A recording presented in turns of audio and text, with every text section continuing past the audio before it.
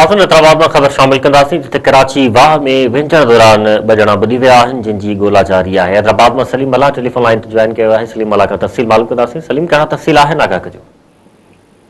आज बिल्कुल जाम शुरो लगे गोठ साई दिनों मल्हावे जो कराची वाह में ॿ ॼणा ॿुॾी विया आहिनि। रेस्क्यू 112 जी टीम जेको आहे ॻोल्हा जे लाइ ऑपरेशन शुरू करे छॾियो आहे। ॿुॾी वियल जेके नौजवाननि जी सुञाणप 26 साला काशिफ़ ऐं 32 साला मोहम्मद सादिक जे तौर ते थी आहे। रेस्क्यू अमले जो चवणु आहे त ॿई जेके नौजवान आहिनि उहे शदीद गर्मी सबबि नहर में व्यंजन जे लाइ लथा हुया ऐं इहे नौजवान जेको आहे उहे गहरे पाणी में वञण सबबि ॿुॾी विया आहिनि।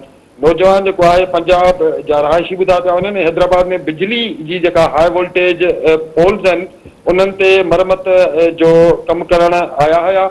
हिन वक़्तु रेस्क्यू 112 जी टीम पारां उन्हनि ॿिन्ही नौजवाननि जी ॻोल्हा जारी आहे। सलीम अला जी महिरबानी तफ़सील ॾियण जे लाइ।